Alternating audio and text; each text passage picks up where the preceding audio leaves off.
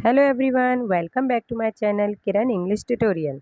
आज हम लोग पढ़ने वाले हैं क्लास 12th का विस्टास बुक से chapter number 3 journey to the end of the earth. अगर आप लोग मेरे चैनल पर नए हैं तो चैनल को सब्सक्राइब कर लें, और अगर आपको मेरी वीडियो पसंद आती है तो लाइक कर दें और शेयर कर दें अपने दोस्तों के साथ। तो शुरू करते हैं हम विस्टास बुक का chapter number 3 journey to the end of the अर्थ।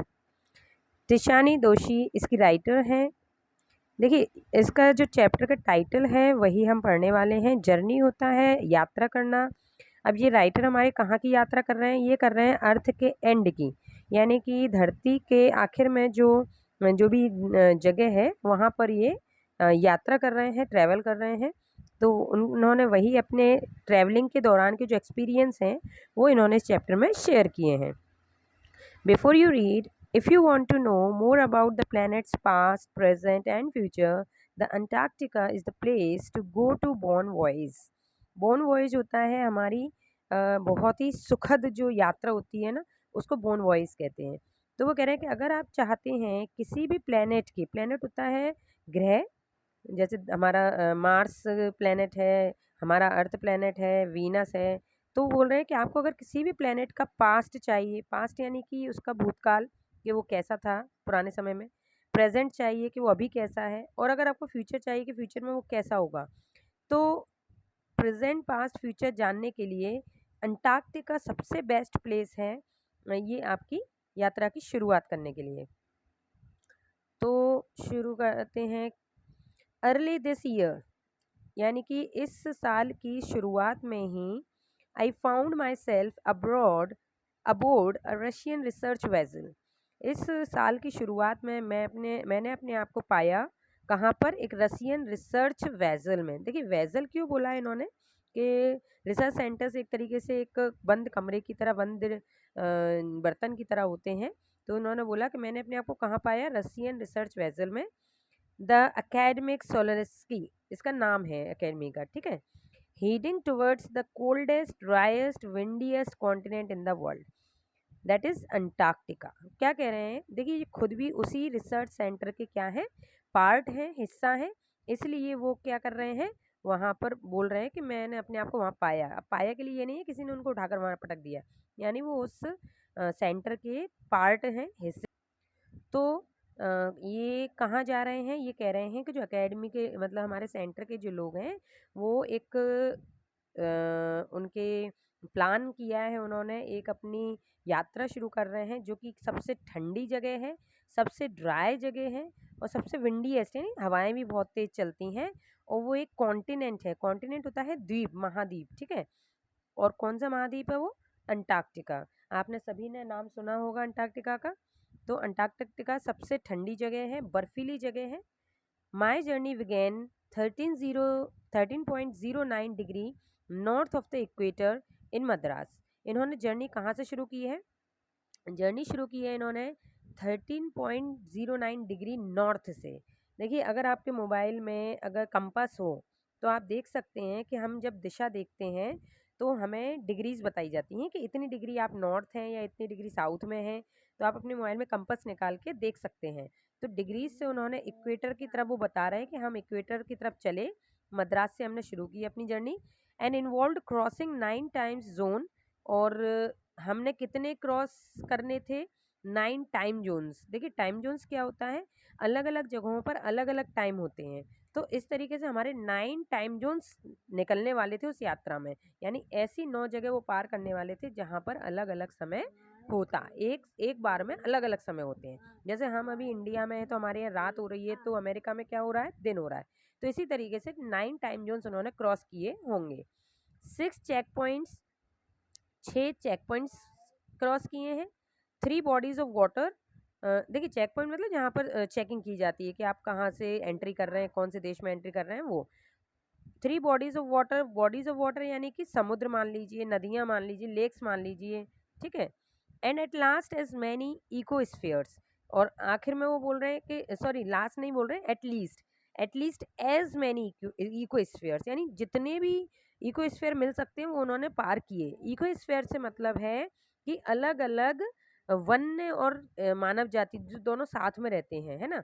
जीव जंतु और जब मानव साथ में रहते हैं तो उसको हम बोलते हैं इकोसिस्टम। तो इकोस्फीयर ये क्या करा है इन्होंने, अलग-अलग जगह पर गए तो अलग-अलग तरीके के लोग, अलग-अलग तरीके के जानवर देखने को मिले। तो इकोस्फीयर्स भी इन्होंने कई सारे क्रॉस किए।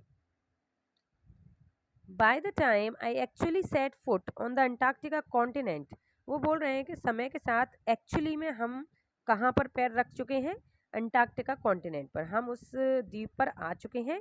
आई had been travelling over 100 hours in combination of a car, हम लोगों ने कार से ट्रैवल किया है और करीब 100 घंटे हम लोगों ने ट्रैवलिंग की है, 100 घंटे तक लगातार इन्होंने यात्रा की है। एन एरोप्लेन, मतलब काय से की है, देखो ये बताया है, कार से की है कुछ यात्रा इन्होंने, कुछ एरोप्लेन से की है और कुछ शिप से की है, जहाज से की है। So my first emotion on facing Antarctica's expensive white landscape and uninterrupted blue horizon was relief. वो क्या कह रहे हैं, इसलिए जब हम पहली बार अंटार्कटिका पर पहुंचे, क्योंकि हम एक्सपेंसिव तो हो ही चुका है हमारा बहुत, क्योंकि बहुत खर्च हो चुका है वहां तक जाने के लिए पैसा, तो वो बोल रहे हैं हम इस जब वाइट लैंडस्केप पर जब पहुंचे, वाइट लैंडस्केप किसको बोलता है, बोला है, देखिए लैंडस्केप होता है किसी भी जगह का छोटा सा टुकड़ा, यानी जमीन का टुकड़ा, छोटा टुकड़ा जमीन का, जिसको हम क्या कह सकते हैं, लैंडस्केप कह सकते हैं, जो कि बहुत सुंदर हो। ठीक है, तो यहाँ पर जो अंटार्कटिका का जो बर्फीला टुकड़ा है, बर्फीला जगह है, उसको इन्होंने वाइट लैंडस्केप कहा है। And uninterrupted blue horizon was relief, देखिए ब्लू हॉरिजन इन्होंने किसको बोला है, जो समुद्र है पूरा। ठीक है, अनइंटरप्टेड यानी जिसको कोई कोई भी इंटरप्ट नहीं करता है, वो सालों से सदियों से वो जो समुद्र है वो वहीं है। तो वो कह रहे हैं जब मैं वहाँ पहुँच गया ना, तब मुझे रिलीफ मिला, यानी चैन मिला कि चलो, followed up with an immediate and profound wonder. और वो क्या कह रहे हैं कि रिलीफ के साथ साथ क्या था, एक आश्चर्य भी था उसको देखते हुए कि वाह कैसी जगह है। वंडर एट इट्स इमेंसिटी, क्या कह रहे हैं वो, आश्चर्य किस बात पर, मतलब जो खुशी हो रही देखकर, जो एक इमेंस, एक जो क्या बोलते हैं, हम जब किसी ऐसी जगह पर पहुंचते हैं, नेचुरल जगह पर, तो हमारे अंदर एक खुशी होती है ना, दैट इज़ वंडर। यहाँ पर बहुत ज़्यादा आश्चर्य वाला वंडर नहीं है, खुशी वाला वंडर है। तो वहाँ की इमेंसिटी को देखकर, यानी वहाँ पर जितना सुनसान, शांति और जो सुंदरता है, उसको देखकर मैं बहुत खुश था। इट्स आइसोलेशन, आइसोलेशन वही अकेलापन, but mainly at how there could ever have been a time, और सबसे इंपॉर्टेंट चीज कि वहां पर समय कैसे बीत रहा था। When India and Antarctica were part of the same land mass, यहाँ तक कि इंडिया और अंटार्कटिका एक ही धरती के हिस्से हैं, लेकिन फिर भी दोनों में समय का कितना अंतर था। पार्ट ऑफ हिस्ट्री, अब हिस्ट्री की तरफ चलते हैं जरा। वो कह रहे हैं कि 650 मिलियन ईयर अगो की बात है, यानी 600 या 50 मिलियन साल पहले, a giant एमेलगेमेटेड southern super continent. देखिए एमेलगेमेटेड क्या होता है, जो जहाँ पर कुछ भी नहीं है, ठीक है, ना क्या बोलते हैं जीव जंतु हैं, ना प्राणी है रहने के लिए, तो ऐसा एक विशाल, जाइंट यानी विशाल, एक विशाल बड़ा सा, एमेलगेटेड यानी बिल्कुल हटकर अलग से, जिसको हम एक तरीके से हम जब अपने गांव से किसी को निकाल दें तो अकेला पड़ जाता है, तो ऐसा एमेलगेटेड एक सदर्न सुपर कॉन्टिनेंट है, जो कि गोंडवाना कहा जाता है। एंड डिड इंडीड एग्जिस्ट, जो तब से अभी तक है, सेंटर्ड रफली अराउंड द प्रेजेंट डे, मतलब आज भी ये रफली अगर हम देखें तो वो आज भी मिलेगा। देखिए यहाँ पर आप जरा गौर करिएगा, अगर आपने सोशल स्टडी पढ़ी हुई है तो आपको पता होगा हमारी ज्योग्राफी में कि धरती के दो हिस्से, धरती को हमने, जो हमारी पृथ्वी है, जो अर्थ है, उसको हमने 2 पार्ट्स में डिवाइड किया है, एक गोंडवाना लैंडस्केप और एक और का मैं नाम भूल रही हूँ, आप चेक कर लेना। तो जो गोंडवाना जो लैंड है ना, उसमें हमारे दोनों कॉन्टिनेंट आते हैं, हमारा भारत भी और ये अंटार्कटिका भी। और दूसरा जो हिस्सा इन्होंने बांटा है, उसमें दूसरे देश और दूसरे जो ओशियंस हैं वो आ जाते हैं। गोंडवाना और मुझे याद था बट अभी याद नहीं आ रहा है, आप चेक कर सकते हैं अपनी ज्योग्राफी की बुक में, आपको पक्का मिल जाएगा, नहीं तो आप नेट पे भी सर्च करके देख सकते हैं। तो ये क्या कह रहे हैं कि उस हिस्से पर हम पहुंच गए जिसका नाम है Antarctica. Things were quite different then, वहाँ पे पहुँचते ही वो बोल रहे हैं कि जो सालों पुरानी बात बता रहे हैं ना कि गोंडवाना जगह पर ये जो कॉन्टिनेंट हैं ये आज भी बने हुए हैं, तो वो बोल रहे हैं कि बहुत चीज़ें उस समय से आज के समय में बहुत डिफरेंट है, humans hadn't arrived on the global scene. पहली बात तो इंसान अंटार्कटिका तक पहुंचा ही नहीं था। ग्लोबल सीन क्यों बोला इन्होंने कि आज हम पृथ्वी को पूरा ग्लोबली देख पा रहे हैं ना, पहले नहीं देख पाते थे। And the climate was much warmer, और पहले से आज का जो क्लाइमेट है, क्लाइमेट यानी जो हमारा मौसम है, वो बहुत गर्म हो चुका है।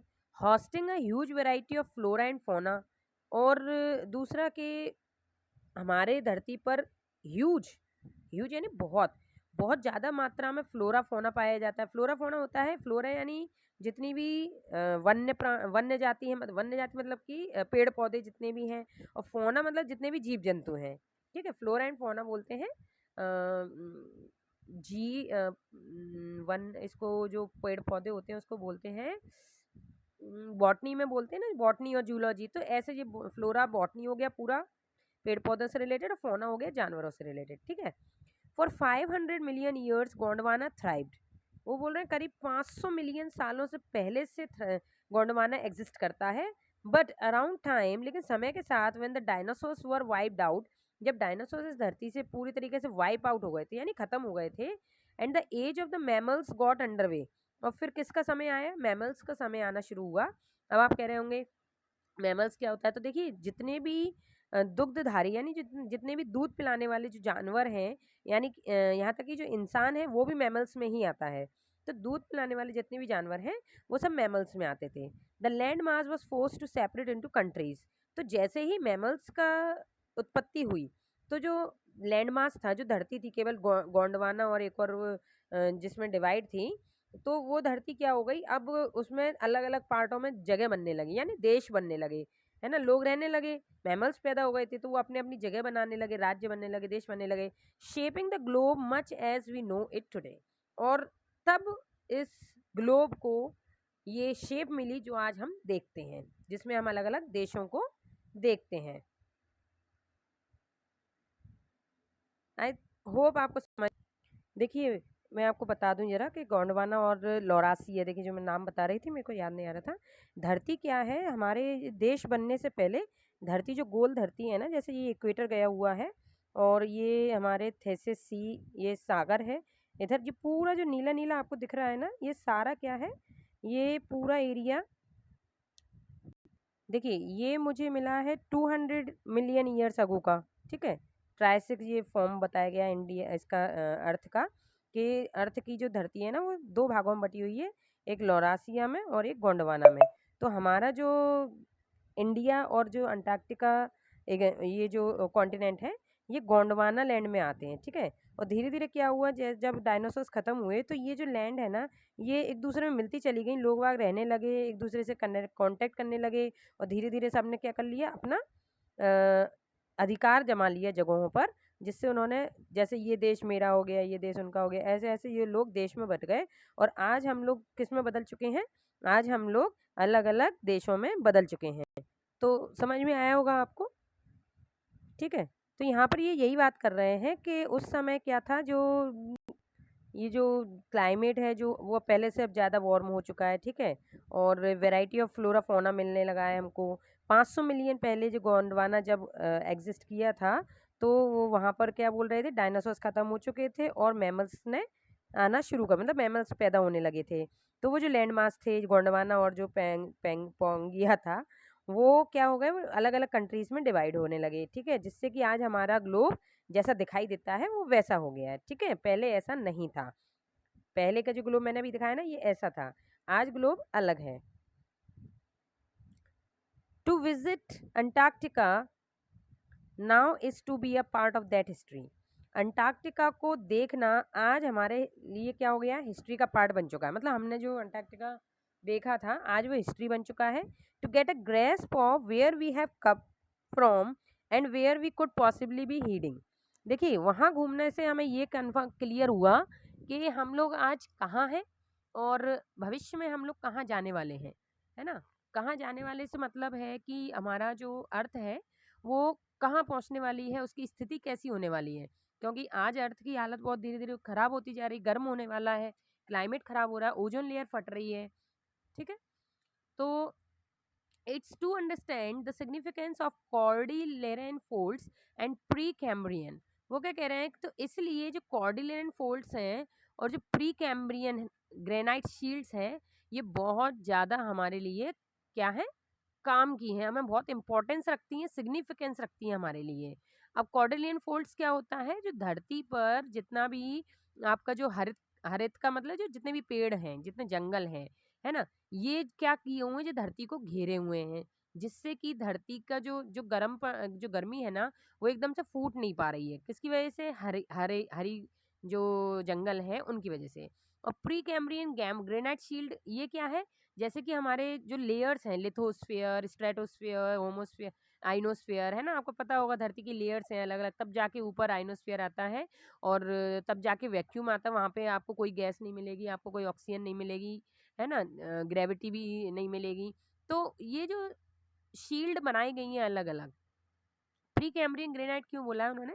क्योंकि ये पहले नाम बोले जाते थे, अब ओज़ोन और कार्बन हमको पता चल गया है, लेकिन उस समय नहीं था। तो क्या कह रहे हैं, ओज़ोन और कार्बन का जो एवोल्यूशन है और जो उसका एवोल्यूशन के साथ-साथ एवोल्यूशन होता है उत्पत्ति किसी चीज़ की, है ना? और एक्सटिंक्शन होता है उसका खत्म होना।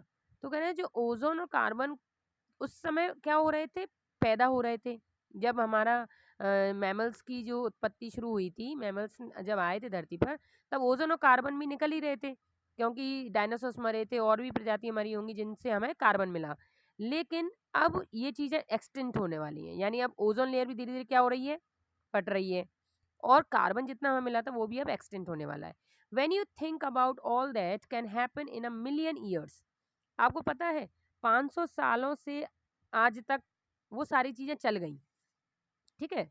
500 सालों से हम लोग यूज़ कर रहे हैं, लेकिन अब ये कह रहे हैं कि ये खत्म होने में 1 मिलियन ईयर भी नहीं लेगी। मतलब 500 मिलियन ईयर्स से वो चीज़ें चल रही हैं और ख़त्म होने में वो 1 मिलियन ईयर भी नहीं लेंगी, यानी वो जल्दी ख़त्म हो जाएँगी। It can get pretty mind boggling. आप ऐसा सोच सकते हो कि मान लीजिए कि किसी के घर में मान लीजिए मैंने आपको एक ब्रेड का पैकेट दिया और आप उस ब्रेड को एक-एक ब्रेड खाते 1 हफ़्ता चलाते हैं, ठीक है? अब एक ऐसा बंदा आ गया है जो उस ब्रेड को एक ही दिन में खत्म करने वाला है, ठीक है? वो मतलब उसे इतनी भूख लग रही है कि वो वेट ही नहीं कर रहा है कि मैं एक-एक करके, उसमें सब्र ही नहीं है, वो एक-एक करके नहीं खाना चाहता है, वो एक ही दिन में सारी ब्रेड खत्म करने वाला है। तो सोचिए आने वाले दिनों के लिए क्या उसके पास ब्रेड बचेगी? नहीं। तो बस यही समझ के चलिए कि जितना हमारे पास रिसोर्सेज़ था, वो अभी तक तो हमने क्या कैसे खाया था? डे बाय डे, ठीक है? यूज़ किया था। लेकिन अब जो आज की प्रजाति है मानव जाति, आज का जो इंसान है उसमें पेशेंस नहीं है। उसमें बिल्कुल भी ये नहीं है कि हम आगे के लिए बचा के रखें, सेफ्टी को बना के रखें, नहीं। वो क्या कर रहा है, जितना उसको ज़रूरत हो रही है, वो लेता जा रहा है, लेता जा रहा है, लेता जा रहा है। और आपको पता है कि धरती में लिमिटेड स्टॉक है रिसोर्सेज़ का, तो वो ख़त्म तो होगा ही। हमारी आने वाली जनरेशंस के लिए बहुत खतरा मंडरा रहा है। तो वो बोलेंगे जब आप इमेजिन करोगे ना, तो एकदम आपका दिमाग हिल जाएगा कि हमारी आने वाली पीढ़ियों के लिए हम क्या छोड़ कर जा रहे हैं। इंडिया वो कह रहे हैं इमेजिन, देखो एक और इमेजिनेशन कह रहा है कि सोच के मान के देखिए, इमेजिन कीजिए इंडिया पुशिंग नॉर्थवर्ड्स, कि जो इंडिया है वो कहाँ को जा रही है, ऊपर की तरफ जा रही है, jamming against Asia to buckle its crust and form the Himalayas.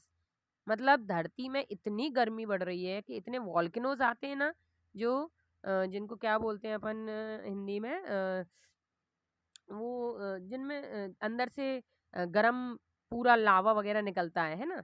तो जो वोल्केनो फटते हैं, तो इसी की तरह धरती बहुत गर्म हो रही है, जिससे क्या हो रहा है, हमारा इंडिया भी धीरे-धीरे धरती क्या हो रही है इंडिया की, उठ रही है ऊपर को और उठते-उठते कहाँ को सरक रही है? नॉर्थ की तरफ जा रही है और जैसे हिमालय खड़ा है ना, एक दिन ऐसे जो इंडिया है वो खड़ा हो जाएगा। यानी जब खड़ा होगा तो इसका मतलब क्या होगा कि लैंडस्लाइड होगा, चीज़ें ढकेंगी और धीरे-धीरे सारी जो इंडिया के लोग हैं वो सब मतलब बिल्डिंग-विल्डिंग सब नष्ट हो जाएँगी। आप देख रहे होंगे कि नॉर्थ में आज भी लैंडस्लाइड हो रहा है, सारी चीज़ें नीचे गिर रही हैं, है ना? पूरे पहाड़ के पहाड़ नीचे धरती में जमे जा रहे हैं। तो ये व उसी का नतीजा है। South America drifting off to join North America, क्या कह रहे हैं वो? कि साउथ अमेरिका क्या कर रहा है, धीरे-धीरे झुकता हुआ नॉर्थ अमेरिका में मिलता जा रहा है।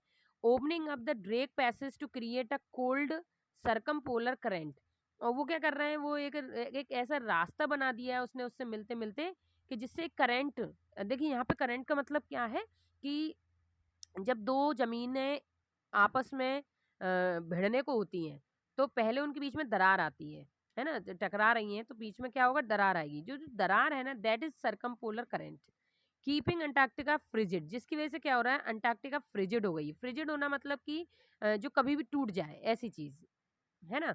तो हमारा जैसे बर्फ़ है फ्रिज की, तो हम उसमें एक हथौड़ा डालेंगे, टूट जाएगी। है ना? तो ऐसे फ्रिजिड हो गया है अंटार्कटिका, कभी भी टूट सकता है, डेसोलेट, बिल्कुल हाँ, खराब हो सकता है, and at the bottom of the world, और टूट कर वो कहाँ आ जाएगा? संसार के नीचे आ जाएगा। For a sun worshipping South Indian like myself, वो कह रहे हैं कि सूरज की पूजा करने वाले लोग, साउथ इंडियन लोग, जैसे कि मैं, माई सेल्फ बोल रहा है वो, 2 weeks in a place where 90% of the Earth's total ice volumes are stored is a chilling prospect। वो क्या कह रहे हैं कि मेरा जैसा साउथ इंडियन इंसान, जो कि सूरज जैसे इंसान की पूजा करता है, सॉरी इंसान कह रही, सूरज देवता की पूजा करता है, जो सूरज देखता है दिन भर में, वो आज कहाँ पे खड़ा हुआ है, जहाँ पर 90% बर्फ जमी हुई है, स्टोर्ड है ना, 90% बर्फ जमी हुई है। चिलिंग प्रोस्पेक्ट कैसा है, बहुत चिलिंग, ठंडा कर देने वाला, बिल्कुल जमा देने वाला, not just for circulatory, chilling prospect है, not just for circulatory and metabolic functions. तो वो क्या कह रहे हैं कि ना सिर्फ सर्कुलेटरी है, बल्कि मेटाबॉलिक फंक्शंस में भी मेरे लिए क्या हो रहा है, कठिन हो रहा है। क्योंकि देखिए, जो नॉर्थ में लोग रहते हैं, जो हमेशा ठंडे, जिनका मौसम हमेशा ठंडा बना रहता है, वो हमारे यहाँ पे जल्दी से एडेप्टेड नहीं कर पाते हैं, है ना? जल्दी से एडजस्ट नहीं हो पाते हैं। इसी तरह हम लोग जो सूरज में रहते हैं, रोशनी में रहते हैं, वो ठंडी देश में जल्दी एडप्ट नहीं कर पाते हैं। हमारा जो मेटाबॉलिज्म है, जो खाना पचाने का, जो पूरा शरीर का जो एक कार्यशीलता है शरीर की, वो खराब हो जाती है। But also for the imagination, वो कह रहे हैं लेकिन हाँ, आप इमेजिन कर सकते हो, it's like walking into a giant ping pong ball. वो क्या कह रहे हैं कि वो जो हम जहाँ पर जा रहे हैं ना, अंटार्कटिका, जो इतना बड़ा वो है, क्या बोलते हैं, पहाड़ टाइप का एक पूरा लैंडस्केप है, वो एक पिंग पोंग बॉल की तरह है। पिंग पोंग बॉल आप समझ रहे हो, यहाँ पे वो क्या बोल रहे हैं कि जैसे मान लीजिए कोई पिंग पोंग बॉल आपने देखा, वो पानी में डालो तो फूल जाती है, और वो कभी भी नीचे गिरने पे टूट जाएगी। तो वो बोल रहे हैं कि हमारा काम, हम ऐसे ही हो रहे हैं। अभी हम कड़क हैं, जैसे ही हम अंटार्कटिका में जाएँगे, हमारा शरीर खराब हो जाएगा, और ऐसा खराब होगा कि वो कभी भी टूट सकता है। ठीक है? तो वो क्या कह रहे हैं, ऐसी जगह है वो, devoid of any human markers, वहाँ पर आपको कोई भी ह्यूमन यानी इंसान नज़र नहीं आएगा। नो ट्रीज़, कोई ट्री नज़र नहीं आने वाले हैं, नो बिलबोर्ड्स, बिल्डिंग्स, कुछ नज़र नहीं आने वाला है। You lose all earthly sense of perspective, धरती की जितनी समझ है आपके अंदर कि धरती ऐसी होती है, वो सब आपके पर्सपेक्टिव यहाँ पे क्या होने वाले हैं, ख़त्म होने वाले हैं। एंड टाइम ऑल्सो, जितना टाइम आप धरती पर देखते हो, अपने घरों में देखा होगा, आपने अलग-अलग देशों में देखा होगा, टाइम का भी आप यहाँ पर अंदाज़ा नहीं लगा सकते। The visual scale ranges from the microscopic to the mighty, वो कह रहे हैं कि अगर आप मतलब ये ऐसा है कि जैसे आप माइक्रोस्कोप से किसी को देखो और फिर उस बड़ी चीज़ को देखो, तो ऐसा नज़ारा है बिल्कुल, कि कहाँ हम बिल्कुल माइक्रोस्कोपिक जगह पर थे मद्रास में, और आज हम कहाँ आ गए हैं, बिल्कुल टेलीस्कोपिक व्यू में अंटार्कटिका पर। Midges and mites to blue whales and icebergs as big as countries. The largest recorded was the size of the Belgium. Antarctica का सबसे बड़ा जो पहाड़ था बर्फ का, वो नापा गया था, तो बेल्जियम की साइज के बराबर था। बेल्जियम देश जितना बड़ा है, इतना बड़ा वो कॉन्टिनेंट का वो टुकड़ा था। मिजेज एंड माइट्स क्या होते हैं, ये छोटे छोटे कीड़े होते हैं जो केवल बर्फ में ही रह पाते हैं। ब्लू वेल्स भी बर्फ इन बड़े बड़े आइस के ओशियंस में केवल ब्लू वेल रह पाती हैं। ठीक है? Days go on and on surreal 24 hour austral summer light. देखिए, समर लाइट है भैया, लेकिन कैसी है, ठंडी है। ठीक है? वो कह रहे हैं दिन बीते बीते 24 घंटे, अब हमें कैसे रहना है, ऑस्ट्रल समर लाइट में रहना है। एंड यूबिक्यूटियस साइलेंस, यूबिक्यूटियस साइलेंस यानी चारों तरफ से साइलेंस। ठीक है? यूबिक्यूटियस मतलब चारों तरफ से साइलेंस, कहीं से भी आवाज नहीं है। Interrupted only by the occasional avalanche और कार्विंग आई शीट। आपका जो साइलेंस है ना, वो केवल काय से इंटरप्ट होगा, काय से टूटेगा वो साइलेंस, केवल जब बर्फ टूटने की आवाज़ आए, बर्फ जो जो कि अंटार्कटिका पे जो बर्फ जमी हुई है, जब उसमें क्रैक आते हैं, वो टूटे, ठीक है, जिसको उन्होंने ओकेजनल एवल्सी बोला है या कार्विंग आइसीड बोला है, केवल उनकी आवाज़ आती है, तभी क्या होता है, कभी कभार शांति मिलती है। कॉन्सिक्रेट्स द प्लेस, तो वो क्या कह रहे हैं कि ये जो जगह है ना, इस जगह को और भी ज़्यादा कैसी भयावह, बहुत ज़्यादा शांत, डरावनी सी बना देती है। It's an immersion that will force you to place yourself in the context of the earth's geological history. बोल रहे हैं ये सिर्फ हमारे देखने का नज़रिया है कि अगर हमारी इच्छा है जानने की नई नई चीज़, तो ही हमको फोर्स कर सकती है कि हम धरती के ऐसे जियोलॉजिकल हिस्ट्री को समझें और पढ़ें। एंड फॉर ह्यूमंस, इंसान के लिए the prognosis isn't good. Prognosis यानी भविष्य के लिए पहले से जानकारी रखना और पुरानी हिस्ट्री की जानकारी रखना, दैट इज प्रोग्नोसिस। तो कह रहे हैं इंसान के लिए प्रोग्नोसिस अच्छा नहीं होता, क्योंकि तो उसे झेलना पड़ता है ना बहुत कुछ। अब ये जानना चाह रहे हैं भैया, पास्ट और फ्यूचर जानना चाह रहे हैं, तो इनको कितना कुछ झेलना पड़ रहा है। ठीक है, आज का सेशन यहीं तक ख़त्म करते हैं। आगे का चैप्टर हम नेक्स्ट वीडियो में पढ़ेंगे। अगर आपको एक्सप्लेनेशन अच्छा लगा हो तो लाइक करें, अपने दोस्तों के साथ शेयर करें, और अगर आप मेरे चैनल पर नए हैं तो चैनल को सब्सक्राइब कर लें, बेल आइकन दबा दें ताकि आने वाली वीडियोज़ की नोटिफिकेशन आपको मिलती रहे। मिलते हैं अगली वीडियो में, तब तक के लिए बाय बाय।